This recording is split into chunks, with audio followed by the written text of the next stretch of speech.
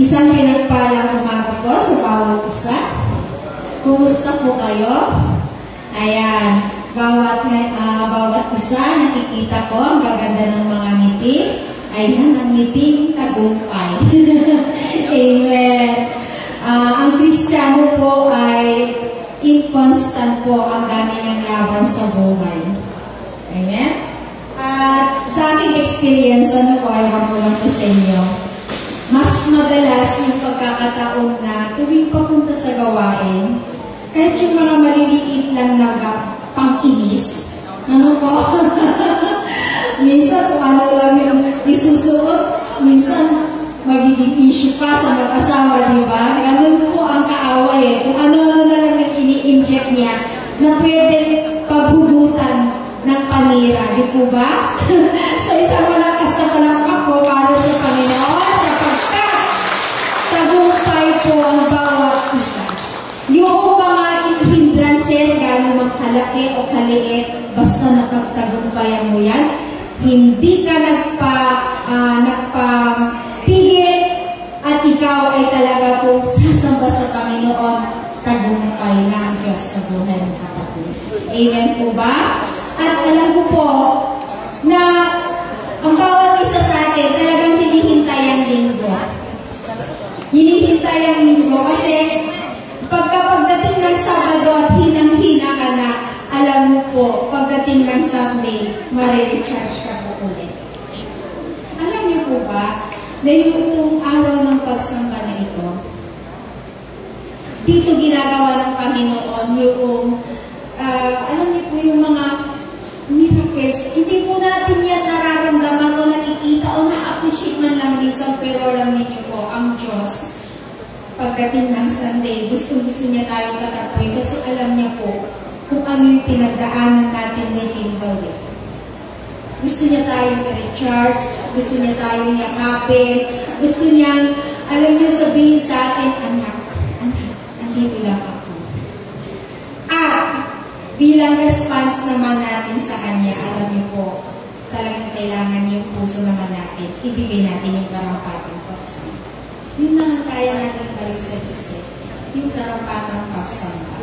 With all the things na ginawa ng Lord, ano po, hindi po nagkulang ang Panginoon sa atin. Lahat ng the best ibinibigay sa atin. Alam niyo po nung one time, isi-share ko lang po. Ewan ko po ba laging pinagagawa sa amin dito, pero this time, iba. Pinagawa ba naman kami ng autobiography na isinangkap doon yung conversion testimony namin. Ang tagal kong ginawa kasi binalikan ko talaga yung past ko, tinignan ko ang buhay ko. Pagkatapos kong magawa, niyo po, naiyak ako. Kasi hindi ko ito nakita nung araw ko. Basta nakikita ko lang nung araw, nung pinagdadaanan ko yun, puro lang ako iyak, reklamo, hirap na hirap, gano'n. Pero this time, nakita ko all those days, hindi ko pa nakikilala ang Panginoon, pero nakita ko na yung grace ng Lord sa akin. Minsan pala, yung past natin, minsan parang nakakalimutan na natin sa sobrang ganda ng ginagawa ni Lord sa atin today, ano po. Pero nung balikan ko yung past ko, na-appreciate ko talaga ang goodness ng Lord. Hindi ko talaga mapigilang maiyak sa Panginoon kasi ang buti-buti niya at alam ko sa inyo man din po, napakabuti ng Diyos. Hindi ako magkakamali pag sinabi ko sa inyo, ang buti din ng Panginoon. Amen? So, tayo po ay tumayo at tayo po ay manalangin po. Pangunahan po tayo ng ating kapatid, Brother Robert. Purihin ng Panginoon. Sabihin po sa ating mga katabi, tayo po ay sasamba sa Diyos. Amen. Tayo po ay magpapasimula sa isang napakalaking gawain sa Diyos, yung pong panalangin. Tayo po, ihanda po natin yung ating mga puso at isipan upang tayo ay maging karapat-dapat sa ating pong pagsamba. Purihin natin ang Panginoon. Hallelujah! Purihin ka o Diyos. Hallelujah! Itaas po natin mga kamay para siya ay sambahin, takilain at lumalahatirin. Oh, hallelujah, hallelujah! Purihin ka o Diyos. Purihin ka o Diyos. Sumbahin ito.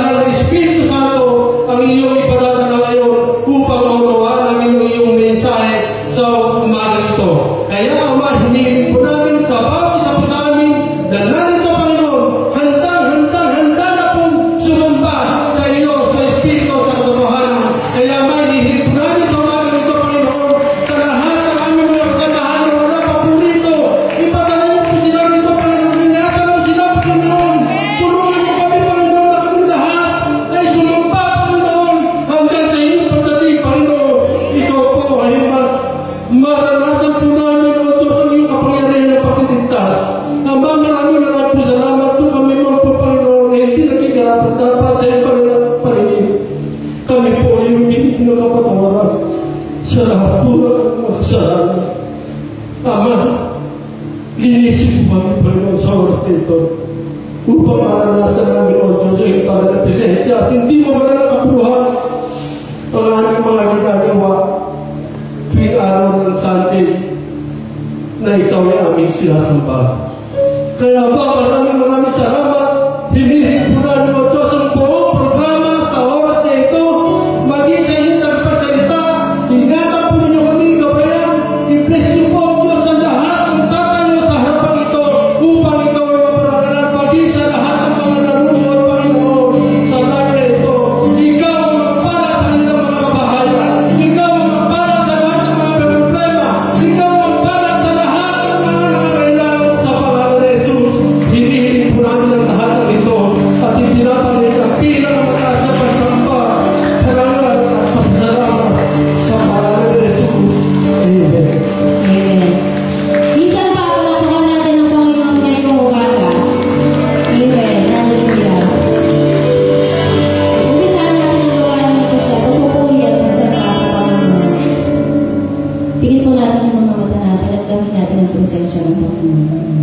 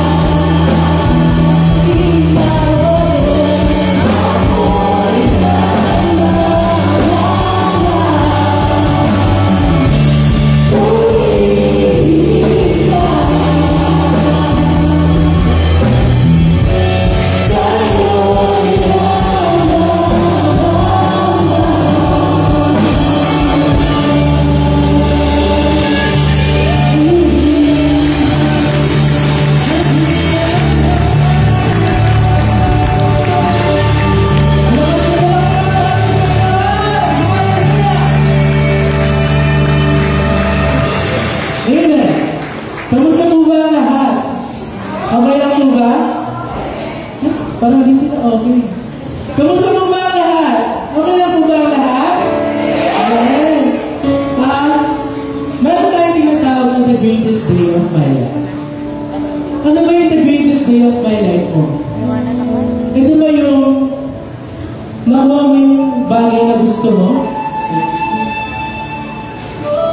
Sa mga youth, ito ba yung dinig tayo ng mga jowables natin?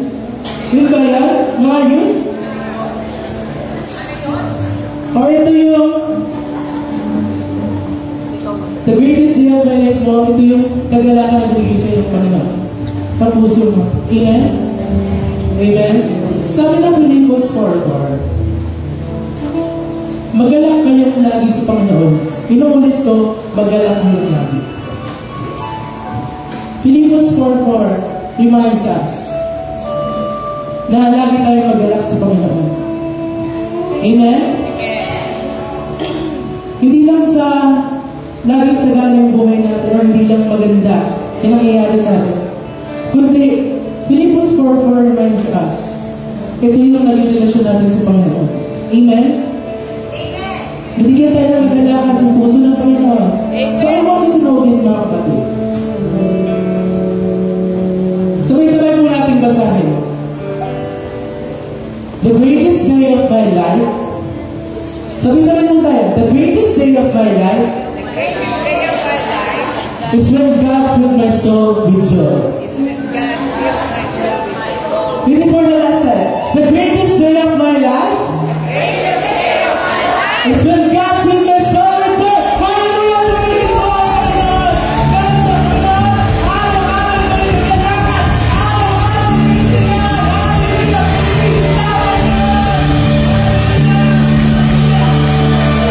Let's go and answer Jesus!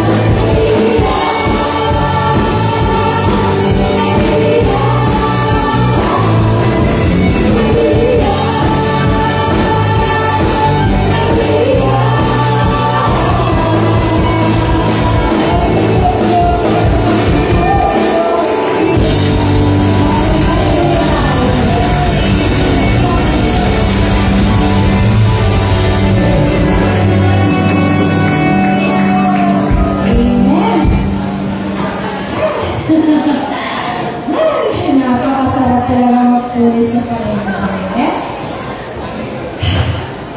Iningap tayo. Okay lang yun. Sumakit ba ang ating paa sa kasasayaw? Ayos lang yun. Amen? Munting, yan yun po. Sadyang napakasarap talaga sa presensya ng Panginoon. Nagliliyag ang presensya ng Panginoon. Amen? So, wala po ba ang announcement sa ating best? Sige, tuloy-tuloy lang po tayo sa ating gawain. Pinatawagan ko po ang ating brother Dan para po sa ating pong offering.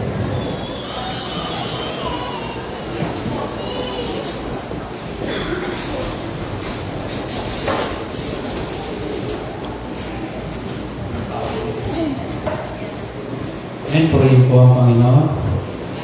Masaya po ba tayo sa Panginoon? Masaya po ba tayong mag-aandog sa Lord? Handa po ba yung mga sobre natin? Amen, nakakatuwa po sa Panginoon. Gusto ko pong ngayon ako wala po. Akala ko marami pababatiin si Ate Yuli. Mabalik po ako. Gusto ko po kasi gamitin yung sinare ni Ate Tess last week. Kasi po napakaganda. Ate Tess, yung sinare mo last week kasi pag maganda, medyo nare-remind sa utak ko. Last week kasi sabi ni Ate Tess, yung tatlong dahilan kung bakit daw po tayo nagkakalawag sa Panginoon. Ang unang dahilan daw po kasi nagmamahal tayo sa Diyos. Mahal po ba natin ang Diyos? Taas po yung kamay na nagmamahal sa Diyos. Amen, napakarami po. Talakpan po natin ang Panginoon. Sabi nga po ni Ate Tess na ang nagmamahal sa Diyos, hindi na daw po natin kailangan dikdikin ng maraming verse para magbigay. Kasi ang nagmamahal talagang automatic na nagbibigay. Amen?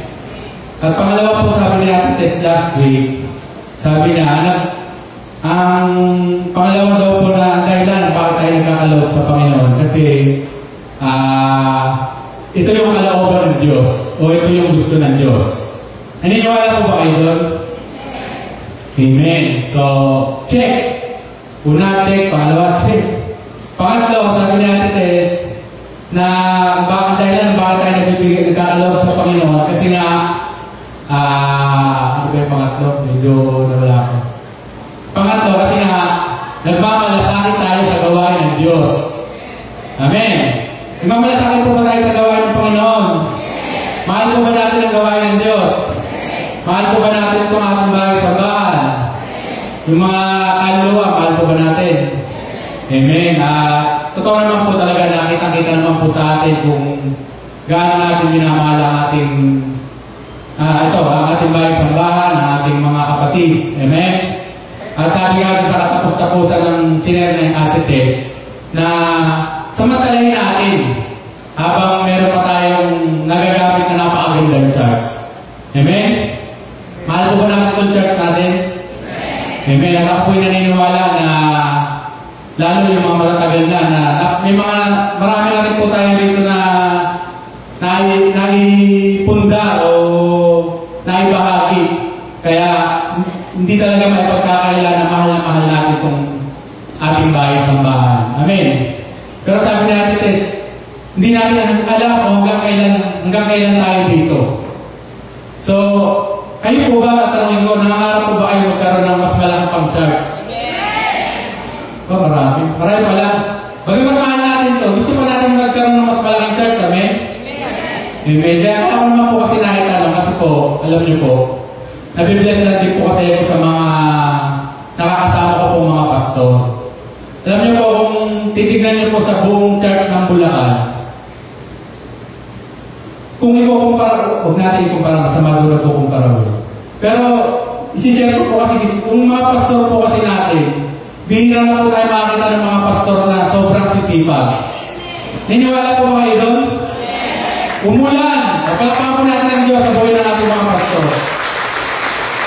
Alam niyo ba, umulan, bumagyo, kahit baha. Kahit ang baha ay malalim. Nagbabaka yung mga yan, lumulusong. Para saan? Para mag-imbay, kumain tayo, mag-visitation, di po ba?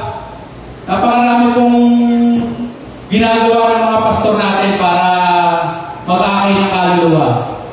At ang isa pa po nakaka-bless, hindi lang po yung mga pastor, pati po yung mga manggagawa ng Glorious. Marami po tayo rito mga kapatid na may mga gift. Hindi ko na po isa-isa yung mga pangalan. Ang Diyos na po ang bahalang magpala sa kanila. Marami po tayo dito mga kapatid na may mga gift po sa pag-invite. Amen? Kumbaga, ano po ibig kong sabihin? Naalala ko rin, last year, ang naging goal natin, magparami. Nagkaroon tayo ng mga kusada. Di po ba? Ang gusto ko kasi sabihin, bakit hanggang ngayon, hindi tayo maabot ng 2,000? Kaya naman natin. Naniniwala po kayo kaya natin mag-invite ng 2,000? Amen, di ba? Ang sisipag ng mga pastor natin eh. Bibira ka na makakita ngayon sa buong Bulacan ng mga born-again Christian na napakasisipag. Meron ka makikita dyan sa daan, INC, saksi. Pero yung mga born-again na mga pastor, bihira-bihira na po. Kung meron na, ilan lang. Tayo po, kaya natin, di po ba? Pero tingin nyo po, bakit hindi tayo maabot ng 2,000 rito?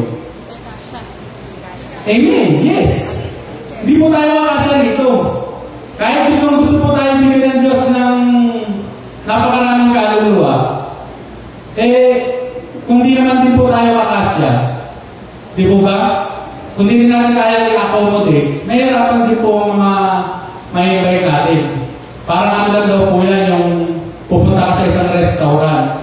Tapos, masasarap ang pagkain. Ang problema, punong-puno yung mga upuan. Gugustuhin po ba pumasok? Siguro kakain ka once, pero magdadalawang isip ka nang bumalik. Di po ba? Di ba basahin lang po ako?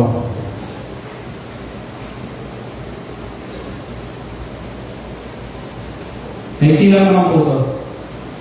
Dito po sa Exodus chapter 35, verse 4 na pataas. Sabi po ito, sinabi ni Moises sa mga Israelita, ito ang inuutos ni Yahweh. Magandog kayo kay Yahweh. Ito ang maaari ninyong yandog. Ginto, pila at tanso. Lanang kulay asul, kulay ube at kulay pula. Gayon din ang pinong sinunig na lino at balahibo ng kambing. Balat ng lalaking tupa na kinulayan ng pula, mainam na balat at kahoy na asa. Langis para sa ilawan, pabangong panghalo sa langis na pampahig at sa insenso. Mag-aandog din sila ng mga alahas na korolina at mamahaling alahas na pampalamuti sa ephod at sa pectoral na pinakapunong pari. Tipunin mo ang lahat ng mauhusay na manggagawa at sila ang pagawain ng tabernakulo, ng tolda at ng mga tabi at ng mga tabi nito, ng mga kawit at ng mga patayo at pahalang na balangkas, ng mga tungkod at ng mga patungan nito. Sila rin ang gagawa ng kabanang tipan at ng mga pasanan nito. Ganyan din ang luklukan ng awa at ng tabing nito. Sila rin ang gagawa ng mesa, ng mga paa at lahat ng magamitan nito, nang lalagyan ng tinapay na ihandog sa Diyos. So marami pa po ito. Ito po yung panahon na inutusan ng Diyos, si Moises, na sabihin sa mga Israelita kung ano yung dapat ilang ihandog. Para saan? Para daw po sa pagtatayo ng tabernakulo o yung pagtatayo ng kanilang bahay-sambahan. Ano po yung ibig kong sabihin? Kanina tinanong ko po kayo kung gusto niyo po ba ng mas malaki pang church. Amen? Gusto niyo po ba mas malaki pang church? Amen. Kung paano sa panahon ni Moises, ang ginamit ng Diyos para magtayo ng tabernakulo, yung mismong mga Israelita. Diba? Pati yung lamesa, pati yung kortina, pati yung altar. Ang ginamit ng Diyos doon, yung mga Israelita magando para makapagtayo ng tabernakulo. So kung gusto natin na mas malaki pang church para mas marami pang kaluluwa madala nito ang Panginoon, ano yung dapat natin gawin? Dapat tayo maging tapat sa ating tithing offering. Kasi sa ganyang paraan, darating ang panahon, mga 2 to 3 years o mas maaga pa, baka gamitin tayo ng Panginoon para makapagpatayo po tayo ng mas malaking church. Amen? Gusto po ba natin yun? Amen. So, dapat na talaga natin gawin, maging tapat po tayo sa ating ng offering. Amen. Yun lang naman po ang pasensya na po, parang pwede pa ako magsalita. So tayo po tayo. At tayo magpapasalamat sa Panginoon. Amen. Hallelujah, Lord. Hallelujah. Papasalamat nga po kami, Panginoon, sapagkat muli, binibigyan ko po kami, Panginoon, ng pagkakataon po na maging kabahagi po ng mga paghahandog sa iyo at pagbibigay ng mga ika po. Dalangin po namin, Panginoon, na nawa, gamitin mo nga po ang aming mga handog at ika po sa ikaluluwalhati po at ikalalago pa, Panginoon, ng iyong gawain, Panginoon. Lord, bless mo po yung bawat isa na magkakaloob. Pagpalain mo po ang kanilang buhay, ang kanilang kinabubuhay, ang lahat ng mga negosyo, Panginoon, ng bawat isa at mga trabaho, Panginoon, ikaw po patuloy na magpala. Salamat po, Panginoon, at ikaw po ang maitaas sa tamang pangalan po ng Panginoong Jesus. Amen. Magandang po tayo.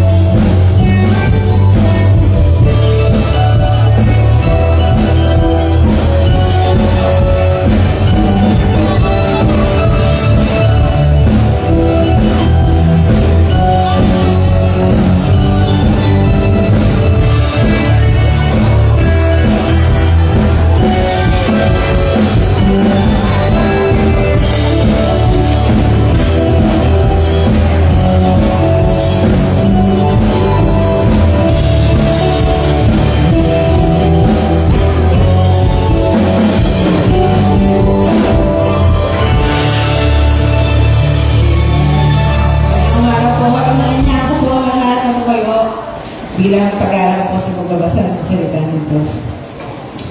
Sa mga may Bible po, pwede po kayong makibukas sa akin sa aklat po ng Pahayag. Pahayag chapter 3 verses 7 to 11. May kodi ko po ako. Ito po ang nasa saan. Sabi po dito, isulat mo sa anghel ng iglesia sa Philadelphia, ito ang sinasabi ng banal at mapagkakatiwalaan. Ang may hawak ng susi ni David, walang makapagsasara ng anumang buksan niya, at walang makapagbubukas ng anumang sarahan niya. Nalalaman ko ang mga ginagawa mo, alam kong mahina ka, ngunit sinusunod mo ang aking salita, at naging tapat ka sa akin. Kaya binuksan ko para sa iyo ang isang pinto na hindi maisasara ni naman. Tingnan mo, palalapitin ko sa iyo at paluluhurin ang mga kampo ni Satanas na nagpapanggap ng mga Hudyo, ngunit hindi naman, at sa halip ay nagsisinungaling. Malalaman nilang minamahal kita, sapagkat nagtiyaga ka gaya ng inutos ko sa iyo. Iingatan naman kita sa panahon ng pagsubok na darating sa lahat ng tao sa buong daigdig. Darating ako sa lalong magaling panahon, kaya ingatan mo ang mga tagubilin ko sa iyo upang hindi maagaw ni naman ang iyong gantimpala. Purihin po ang salita ng Diyos. At narito po ang magbabahagi nito, Brother Raymond Guevara.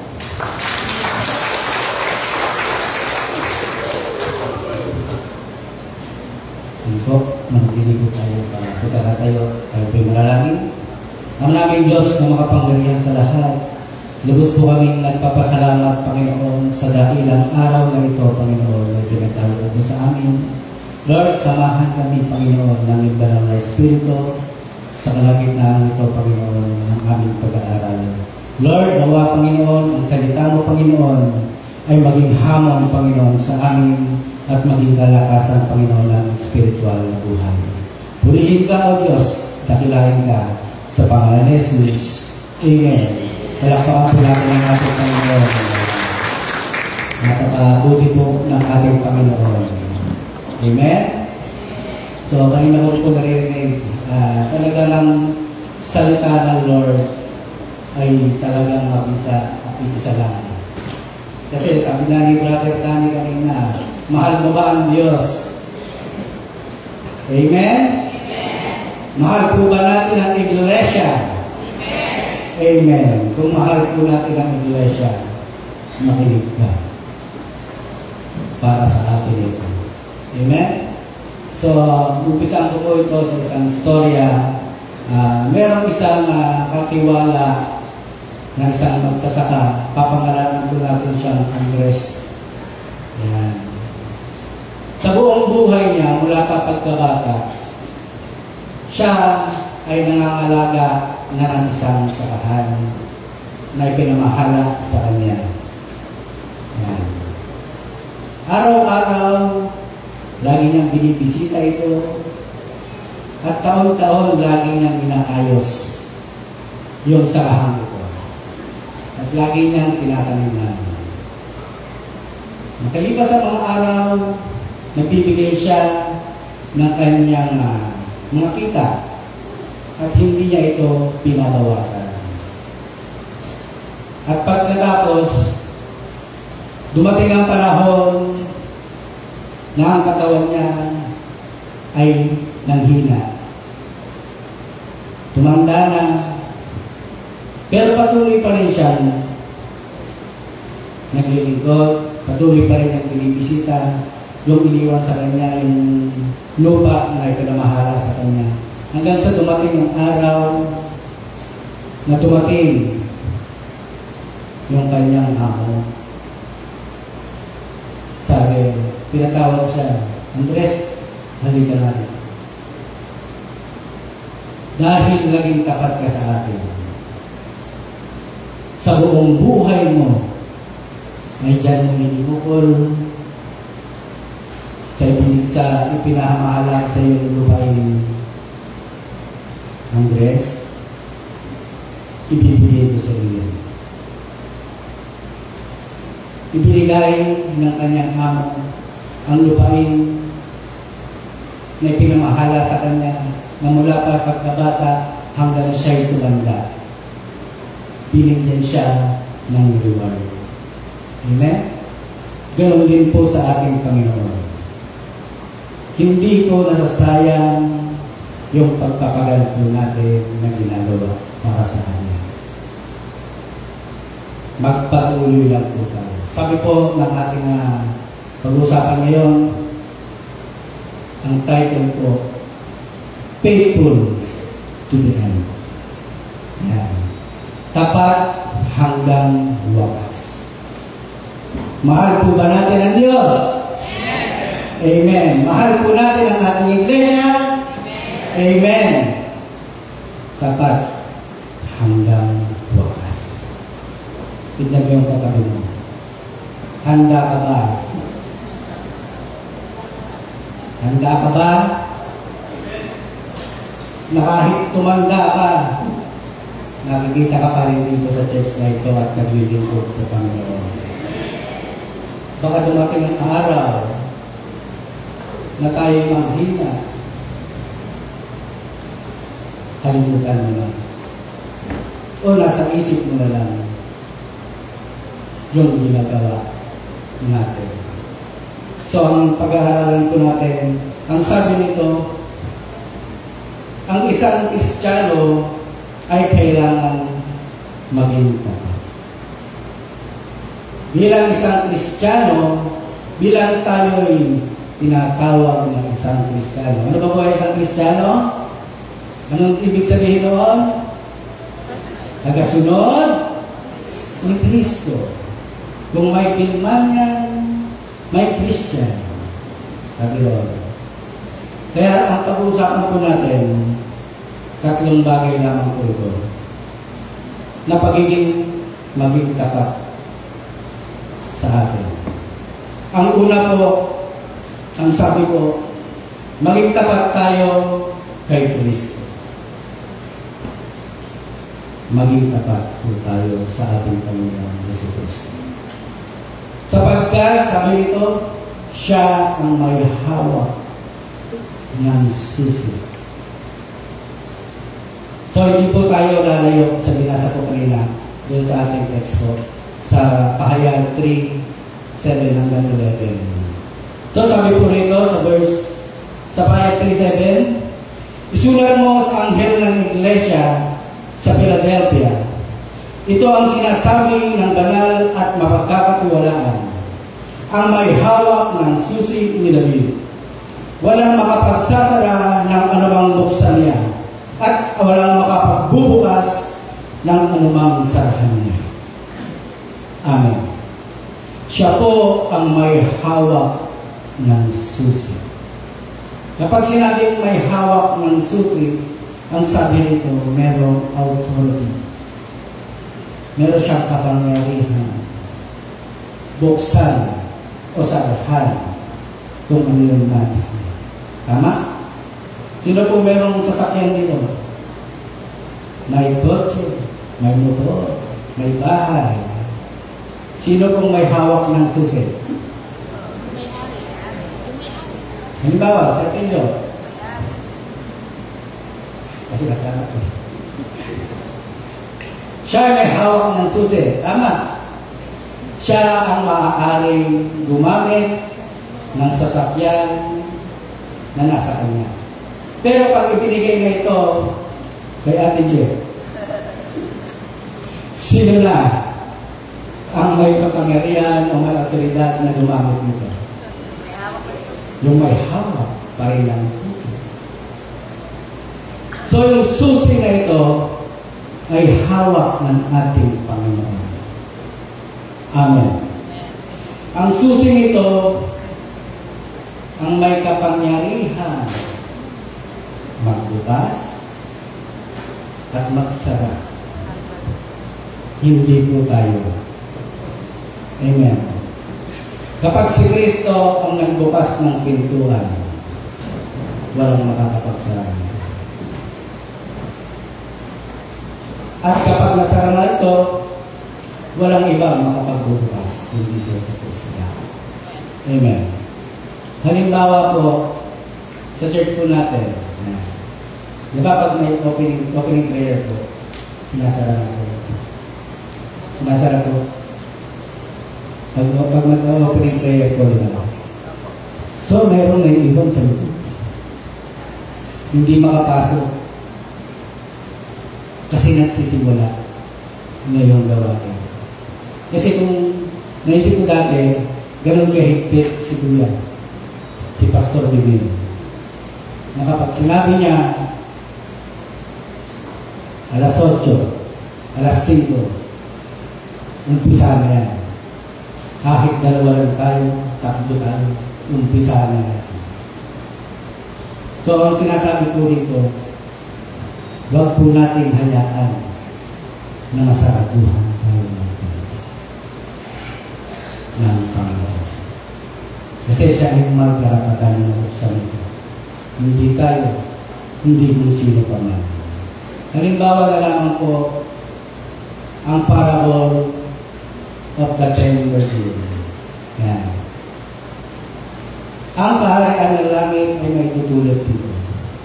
May 10 dalaga na nag-aabaw sa lalaking igasa. Ang 10 ito ay mga handa. Meron silang ilawan. Tama? Meron silang dalang ilawan. Merong matalino at merong hangal. Yung ibang 5 matalinong babae, meron silang bagong langis. May reserva sila. At ang iba, yun lang, yung dala-dala nila. Makinig po. Ang 10 ito ay parehas na naghihintay. Pero naantala ang lalaking igasa. Lumipas ng mahabang oras, sila'y nakatulog. Nang biglang dumating ang lalaking ikakasal, biglang nagbangon ang 10. Sabi ng ibang 5, bigyan niyo kami. Kasi haandap-andap na yung aming iwan. Baka maaaring makahingi ng inyong langis. Subalit sabi ng matalino, Hindi ka. Bumili kayo sa tindahan. At bumili naman yung 5. At kung bumalik yung 5 bumili, sarado na. Napagsarahan na sila. At pilit man silang kumatok, hindi na sila pinagbuksan. Amen. Kung titignan po natin, maaaring sa atin may haandap-andap.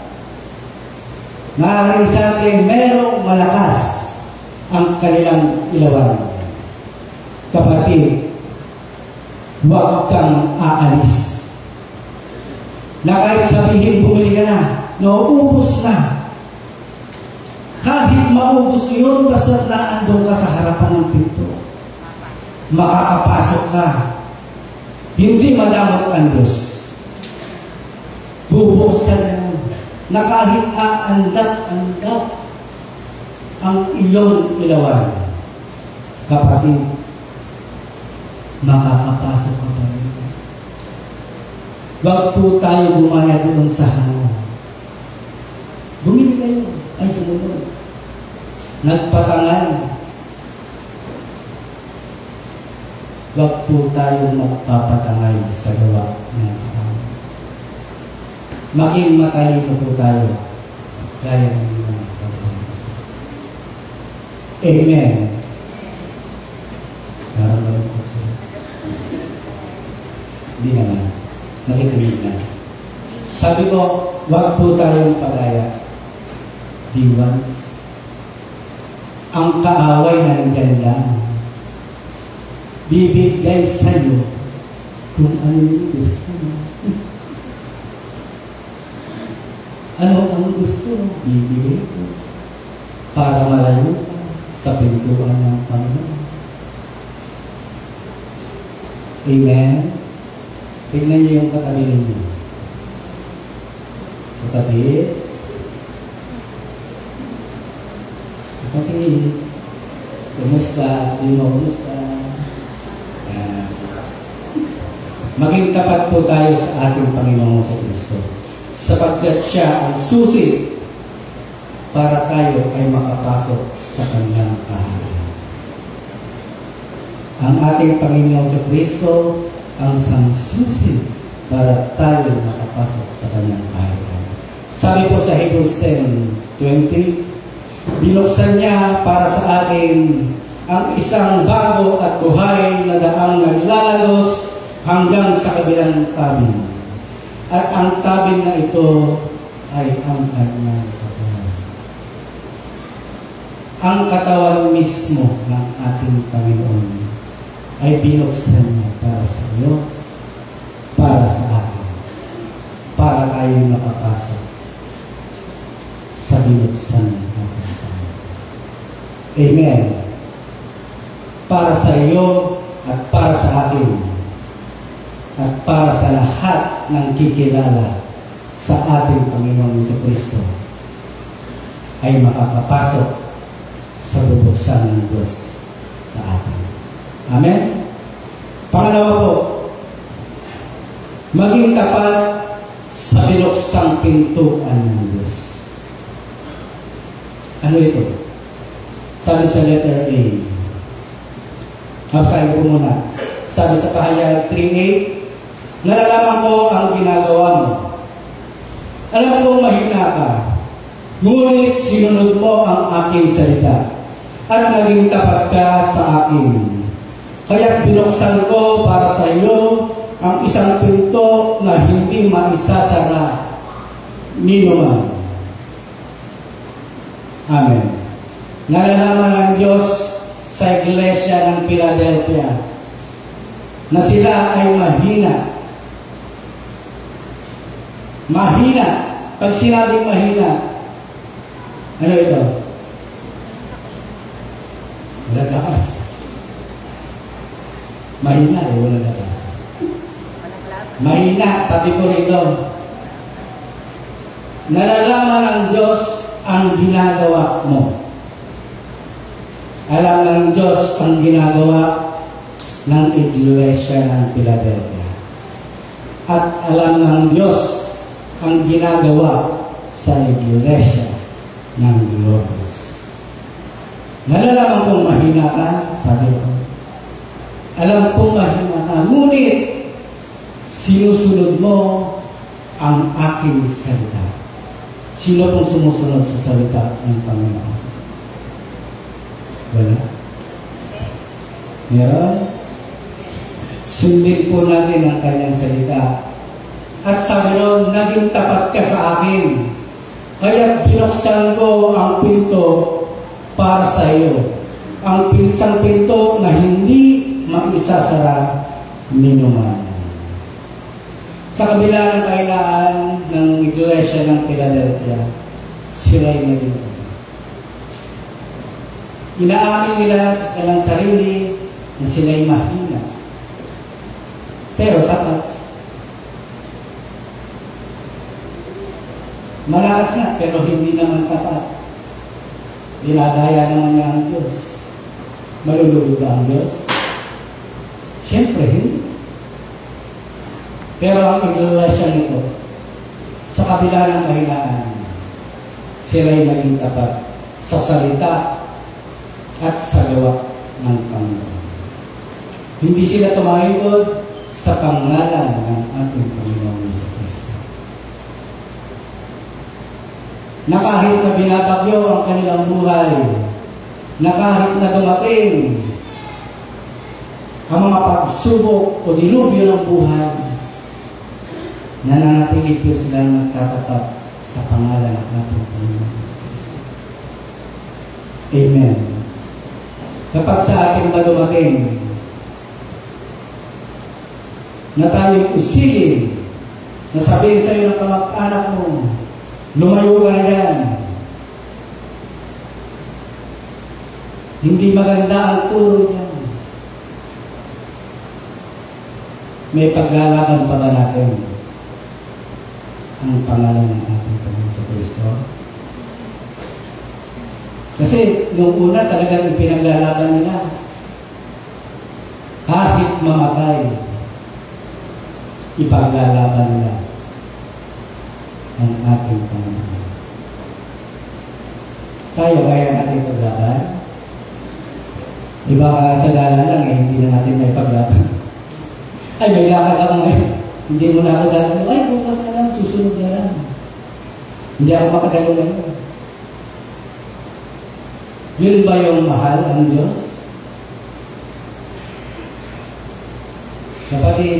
Kapag mahal po natin ang Diyos, sabi ko, be priority. Priority natin ang araw ng linggo. Amen.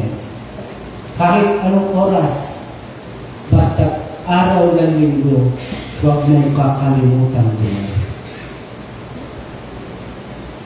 Kasi ito yung kalakasan natin sa insusin ng ating pananampalataya ng ating Panginoon Jesucristo. Amen? Kaya binuksan niya para sa iyo ang isang pinto na hindi maisasara ni naman. Ano-ano ang binuksan ng Diyos? Sabi sa letter A, binuksan ang pintuan ng kaligtasan. Amen. Ang kaligtasan ko ay ibinubukas ng Panginoon para sa lahat ng mananalig at kikilala sa ating Panginoong Jesucristo. Amen po ba? Binuksan ng Diyos ang kaligtasan para sa atin. Sabi po sa John 10:9, ako ang pintuan. Ang sino mang pumapasok sa pamamagitan ko'y maliligtas, sabi ng ating Panginoon Jesucristo. Papasok siya at lalabas at makakatagpo ng pastulan. Amen. Pag si Kristo po ang nagbukas, maaari kang labas-pasok. Sige, labas-pasok ka lang. Parang tuba. Yung mga nangalala ng kambing. Tulog ka na, kambing na lang. Yan. Diba meron silang mga tulungan. Kural. Yan.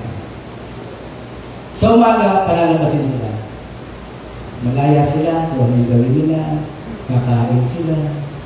Bukas eh. Pagdarating na yung hapon, mabalikan sila ng pasto nila at papasok ulit. Pinamugahan, ganoon pa rin. Labas-pasok. Kasi alam mo, naligtas sila sa araw na yun. Kasi kasama mo yung pasto nila. Yung kaligtasan na ibinigay sa atin ng Diyos. Kamusta na? Baka palaban lagi lang tayo. Baka hindi na tayo makakabalik sa pastulan ng ating Panginoon. Ang pintuan ito hindi gawa ko ng tao. Gawa ko ng ating Panginoon. Yung kaligtasan na ibinigay sa akin, binigay sa iyo, ito ay gawa ng Lord sa atin. Binuksan niya ang kaligtasan para sa lahat ng mga nalig sa Kanya. Amen. Ang pintuang ito ay bukas. Na parang sa isang bilangguan na kapag siya ay lalayan, tuwang-tuwa. Nung binigyan na tayo ng kaligtasan ng Panginoon, nagalak po ba kayo? Nagalak po ba tayo? Amen. Kasi pinalaya tayo sa kasalanan na bumabalot sa atin. Pinalaya tayo sa sakit ng damdamin. At kung anuman yung nasa sa iyo, kapatid, kung tunay mo na tinanggap o tunay kang pumasok sa kaligtasan nito, kapatid, babaguhin ka ng Panginoon. Amen. Babaguhin tayo ng Lord. Hindi maaaring kapag pumasok ka doon sa pintuang binuksan ng Panginoon ng ating Diyos ay hindi papayag na ikaw ay hindi mabago. Gusto ng Lord kapag ikaw ay tumanggap sa Kanya, ipakita mo na tapat yung pagtanggap mo sa kaligtasan na pinagtanggap sa iyo ng Panginoon. Ipakita po natin sa Panginoon, Lord, ikaw nga ang nagbigay ng kaligtasan sa akin. Nararapat lamang na ito'y pasalamatan. Nararapat na lamang na ako'y magtapat sa iyo. Kasi kung hindi ako magtatapat sa iyo, kanino ka? Baka meron kang ibang pinagtatapatan yan. Baka meron iba. Palitan mo yun. Gawin mo yung kaligtasan na binigay sa iyo, na binuksan ng Lord para sa iyo. Amen. Sabi nun, share, ihayag, ibahagi yung kaligtasan na natanggap mo. Kapatotoo ko lang po sa lugar po ng Sipa, ganyan din talaga pag nasa halo. Marami kang nakikita ang buhay ng isang Kristiyano na binago ng Lord. Sa lugar po ng Sipa, may leader po doon na nag-angalang Ate. Hindi po. Si Ate Jugo. One time na banggit niya, hindi naman ako ganito dati. Nasa loob lang ako ng aking bahay. Hindi ako lumalabas.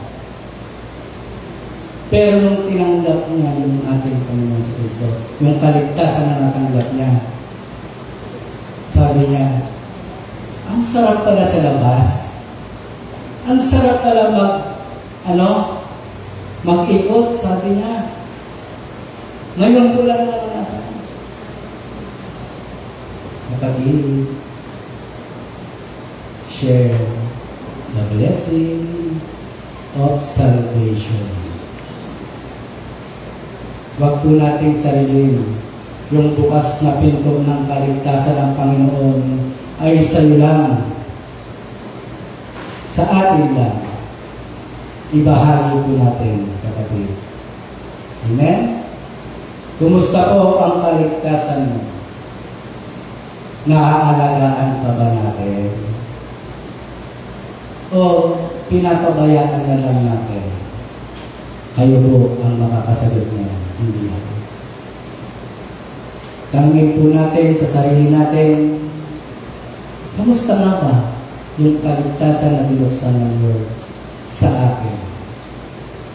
Baka unti-unti nang nagsasara, silipin ko na. Amen? Pangalawa, sa letter B, pintuan ng paglilingkod. Yan. Binuksan ng Lord ang pintuan para sa atin, para tayo maglingkod. Natutuwa po ako kanina sapagkat meron tayong bagong 4 na children dancer. Napansin niyo po ba yun? Amen. Mapalad po tayo sapagkat binuksan ng Lord ang pintuan ng paglilingkod mula doon sa bata. Minsan, darating dito, meron pa akong nagkakaroon ng wire. Ang children. Ang elders ko lang. Ang mga kalalakihan o babaihan, magkakaroon kaya ng choir? Magkakaroon kaya? Amen? Amen. Tanong po natin, ilang taon na binuksan ng Lord ang pintuan ng paglilingkod mo? Ako, hindi ko ano pa, parang 30 lang ako. Ilang 30 siguro nang binuksan ng Lord yung paglilingkod ko. Kayo po, ilang taon na? Kayo po yung makakasagot. Kung ilang taon na binuksan ng Lord yung paglilingkod mo sa Kanya. And, ilang taon na rin ba sinara ng Lord yung paglilingkod mo? Kayo po ang makakasagot, hindi ako. Kasi meron tayong kanya-kanyang paglilingkod sa Panginoon. Tama? Maaaring dati ikaw ay may hawak ng instrumento. Maaaring dati ikaw ay may hawak ng mikropono. Maaaring dati ikaw ang may hawak ng Biblia ito na umiikot, kapatid. Kamusta ang buhay? Kapatid, dumadalo ka ba? Yung paglilingkod mo noon na binuksan ng Lord, bukas pa ba? O sarado na? Makinig. Bukas pa ang pintuan ng Diyos para tayo maglingkod. Huwag po natin hayaan na sumara. Amen. Ipit mo yung daliri mo, no? Huwag mo na. Kahit masakit, pilitin mo, huwag mo na isasalot. Gusto ko pang maglingkod sa'yo. Mahirap pag sinarado na ng Lord yung pintuan ng paglilingkod na ito. Maring gusto mong maglingkod pero hindi ka na makabalik. Kumatok pa man, Lord, maglilingkod ako, pero sino ka? Hindi na kita nakikilala. Nakakalungkot bilang isang mga lingkod ng Lord na tinawag niya ay mapagsarahan ng pintuan ng Panginoon. Amen? Natutuwa rin po ako. Iba po talaga pag bumibisita sa mga. Noong nakaraan, kahapon po, galing po kami sa baptism dito po sa Panginoon. Natutuwa po kami sapagkat may isang nanay doon at meron siyang anak. Kinanta, habang naglalakad kasi, gusto namin ng brother Danny. Mersa lang po ako, Mersa. Gusto namin ni brother Danny na habang naglalakad, diba? Baptism ko. After po nang share yung tungkol po sa baptism ni Pastor Eric, siyempre, maglalakad pa po ng doon sa pool. Gusto po namin ni brother Danny, habang naglalakad sila, merong background music kasi wala naman po kami dalang gitara, wala naman po mga musician na kami kasama. Gusto namin na merong music papasok pababa doon sa pool. At mayroong isang babae na talagang gusto ko na ito. Sabi namin yung karadagdami, hindi yung kumakanta. Ang pangit. Ang pangit ang boses. Tapos pinagsadya ng brother namin. Okay. Huwag mo na tayo kumita. So, ano po yung gagawin? Naras po sa Panginoon. At yun nga po, habang nagpapatuloy, biglang yung anak ni Ate Marie, may potential. May potential. Kinanta yung awit na still. Anong awit ko? When the oceans rise I'm sorry. Yun po, habang kinakanta niyo, sabi namin, meron na kayong worship leader dito.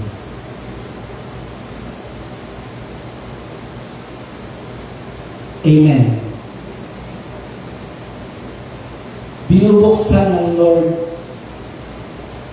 yung pintuan ng paglilingkod. Hindi pa po Christian yun. Yung anak ni Ate Marie. Pero hindi kami titigil. Bubuksan ng Lord ang kalikasan sa babae. At yun ang gagamitin para maging isang worship leader. Amen. Tignan niyo uli yung pagkabiling niyo. Kamusta? Sabihin mo, kamusta? Kamusta yung paglilingkod mo? Sabi noon kanina ni Brother Danny, maging tapat tayo sa ating kaloob. Na kahit mahina ka, basta't tapat ka sa pagkakaloob mo sa Panginoon, magagalak ang Diyos sa iyo. Na kahit sabihin mo, mahina ako, hindi mo kayang magsalita. Kapag bukas yung paglilingkod ng Lord, siya yung magbibigay ng kalakasan sa iyo. Pumasok ka lang. Pasukin mo yung bukas na pintuan ng Lord para maglingkod. Hindi tinitignan ng Lord yung edad mo. Hindi tinitignan ng Lord yung kapansanan mo. Hindi tinitignan ng Lord kung sino ka o ano ka sa nakaraan. Ang tinitignan ng Lord, handa ka bang maglingkod sa akin? Nung ika'y tinubos ko, nung ika'y niligtas ko, handa ka bang maglingkod sa Kanya? Amen. Maging handa po tayo sa paglilingkod ng kapatid ng ating Panginoon. Sapagkat once na pumasok ka sa paglilingkod, sabi sa Numbers, sa letter C, bukas ang pintuan ng biyaya at presensya ng Diyos. Amen. Pasukin ko natin yung paglilingkod upang buksan niya muli ang pintuan ng biyaya at presensya ng ating Panginoon. Sabi po sa Matthew 7:17, humingi kayo at kayo'y bibigyan. Humanap kayo at kayo'y makakatagpo. Kumatok kayo at kayo'y pagbubuksan.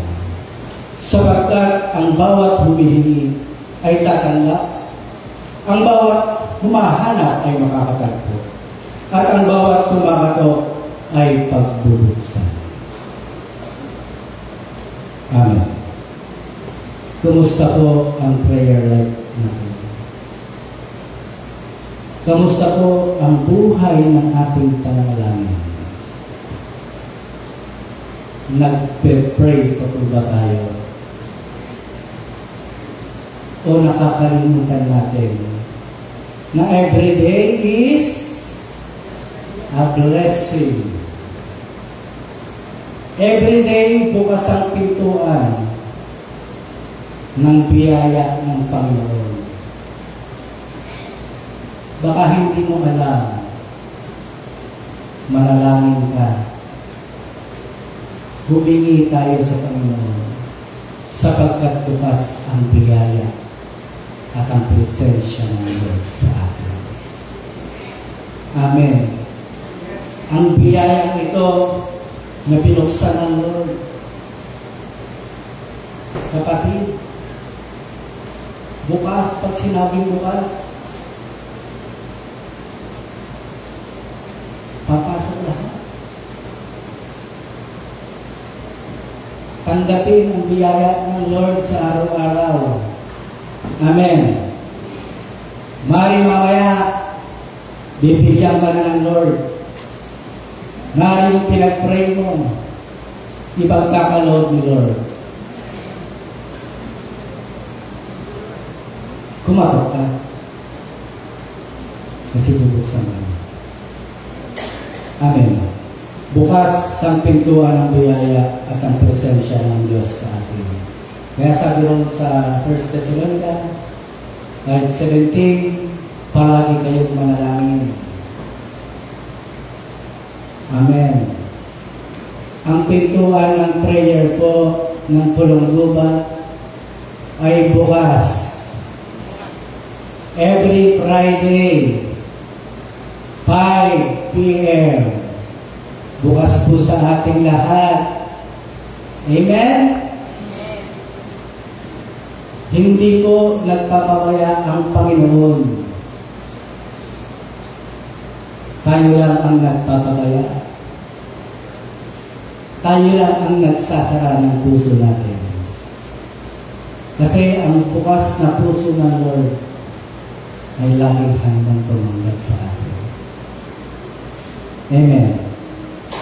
Kapatid, kung bukas ang biyaya at ang presensya ng Lord, bukas ba ang puso mo para tanggapin ang presensya ng Lord? Baka sarado ang puso natin kung kaya't hindi makapasok ang presensya ng Lord sa puso natin. Kasi pag nasa puso natin ang araw ng Friday, ang araw ng Sunday, walang makakapigil sa'yo. Dahil lalapit ka sa biyaya at sa presensya ng Lord sa araw ng linggo. Amen. Dito nga po tayo nagkakaroon ng lakas kung tayo'y nangihina. Amen. Ang biyaya ay hindi lang material, kapatid. Ang biyaya ng kapayapaan, pag iyong naranasan, walang mahirap, walang hindi mapagkakagumpayan. Amen. Ang biyaya ng pag-ibig ng Lord, tignan mo yung katabi mo. Yan. Mabait yan. Kasi may biyaya ng Lord yan. Yung pag-ibig ng Lord, ibinigay sa Kanya. Yung self-control, ibinigay sa Kanya. Yung sama ng loob, hindi mo inaalis. Hindi ibinibigay yan. Inaalis ng Lord yan. Para tayo tuluyang makalapit sa presensya ng Panginoon. Amen. Gusto ng Lord yung bawat hakbang mo. O habang ikaw ay nagpapatuloy, lumakad po tayo sa katwiran at sa pintuang binuksan ng Panginoon. Amen? Ang kaligtasan, ang paglilingkod, at ang biyaya ng Panginoon. Samantalayin po natin habang bukas natin. Pasok mo, kapatid. Pasok mo. Sa ganoon, sa pangatlo, ang last ko, may gantimpala sa magiging tapat. Amen. Sabi sa Pahayag 3:10, sapagkat nagtiyaga ka, gaya ng inutos ko sa iyo, iingatan naman kita sa panahon ng pagsubok na darating sa lahat ng tao sa buong daigdig. Nadaanan po natin ang COVID. Tignan mo ang katabi mo. Iningatan siya ng Panginoon. Dahil naging tapat siya. Naging tapat ka sa Diyos. Amen. Ganyan kabuti ang Panginoon. Binibigyan pa po tayo ng pagkakataon na mabuhay sa mundo. Ipalasap ang kabutihan ng Lord. Amen. Ipinangako ng Diyos na iingatan sila sa oras ng pagsubok. Sinong sinusubok ngayon? Kapatid, maging tapat ka sa Diyos. Maging tapat tayo. Tiyak, iingatan ka sa oras ng pagsubok mo. Amen. Yun yung gantimpala. Na kahit alam ng Diyos na nahihirapan, alam ko, mahina ka. Pero kapag iingatan kita. Amen. Iingatan tayo ng Panginoon. Kung tumating man ang pagsubok ng buhay, nandyan ang pangangalaga at ang gantimpala ng Panginoon. Amen. Ang tapat ay hindi kababayaan sa panahon ng pagsubok ng buhay. Tingnan mo ulit ang katabi mo. Nagtatagumpay yan dahil tapat yan sa Panginoon. Amen. Hindi yan sa sarili natin, kundi sa tulong ng Diyos. Sa tulong ng Banal na Espiritu na nasa atin. Kaya tayo laging nagiging tapat sa Panginoon. Manatiling tapat upang hindi maagaw ang iyong gantimpala. Sabi sa Pahayag 3:11, darating ako sa lalong madaling panahon, kaya ingatan mo ang tagubilin ko sa iyo upang hindi maagaw ni naman ang iyong gantimpala. Kapatid, magulang, darating ang Panginoon. ingatan po natin yung gantimpala na ipinagkaloob sa atin. Yung kaligtasan, ingatan. Yung paglilingkod natin, ingatan natin. Yung mga biyaya ng Lord sa atin, ingatan natin. Sapagkat, sabi roon, ang katapatan ay dapat panatilihin hanggang sa pagdating ng ating Panginoon. Dahil na lang ng 5 hangad ng 5 babae matalino. Kung tapat sila naghintay na kahit naubos na, na kahit tumanda na sila, kahit nandun sila maghapon magdamag, kung tapat silang naghihintay talaga sa Panginoon, mananatili sa kanila upang hindi maagaw ang gantimpala. Amen. Sa ating pong conclusion, sabi po rito, we are all but not in flesh.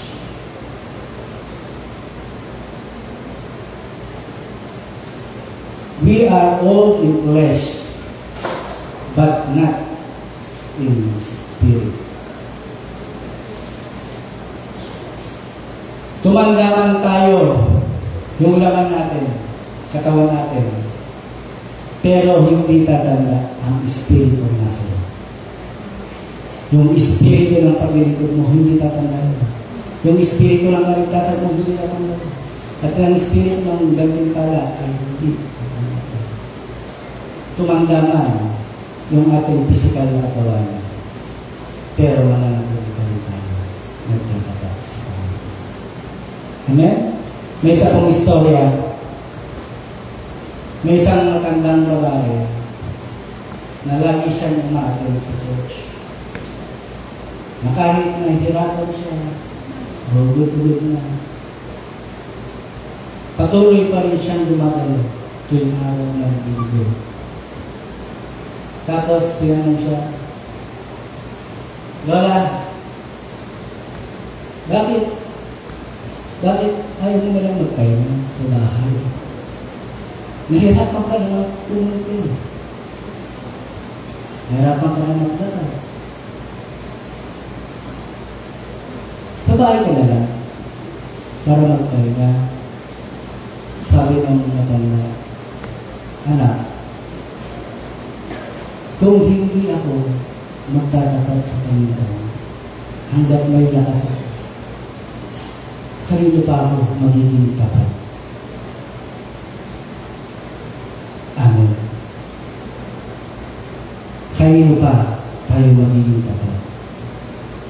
Natutuwa po ako sa mga elders ng Glorious Covenant na kahit napakalayo ng kanilang lugar, na kahit makipot ang kanilang dinaraanan, and yet, tapat pa rin sila para sumamba sa Panginoon, para maglingkod sa Panginoon, para magpurit sa Panginoon.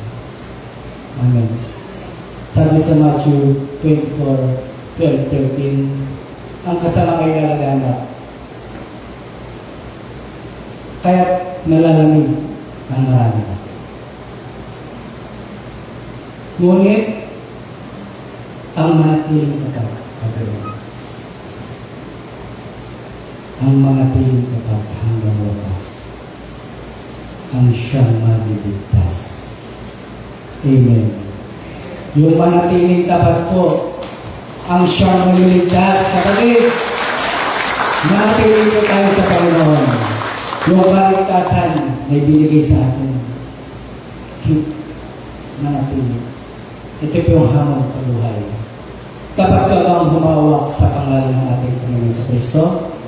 Sa gitna ng pagsubok ng iyong buhay, sagot? Amen. Maging tapat po tayo kay Kristo. May pintuan ba sa buhay mo na binuksan ng Diyos na hindi mo pa pinapasukan? Kapatid, pasukan mo na yan. Maglingkod ka na kay Lord hanggat bata ka pa.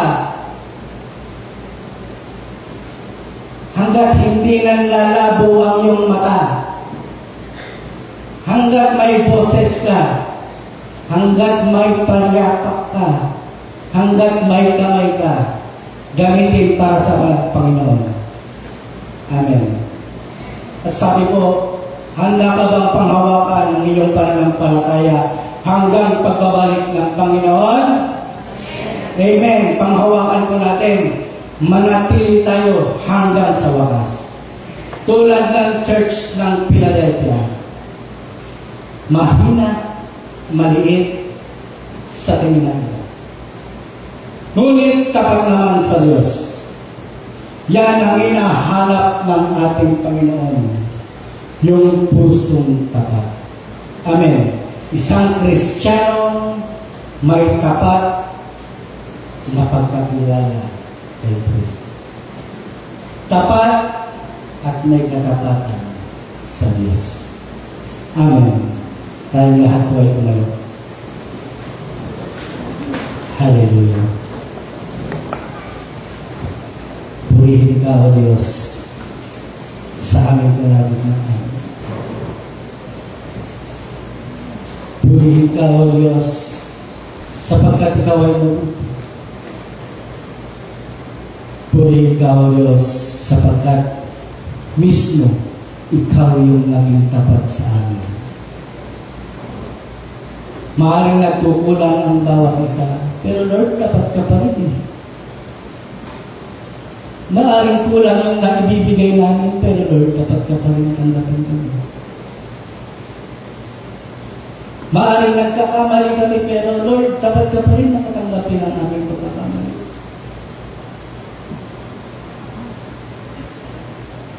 Maaaring ang buhay namin ay hindi nakalulugod sa iyo, and yet, Lord, tapat ka pa rin. Salamat, Panginoon, sa anak mo, Panginoon, na narito. Na patuloy na magiging tapat sa iyo, Panginoon.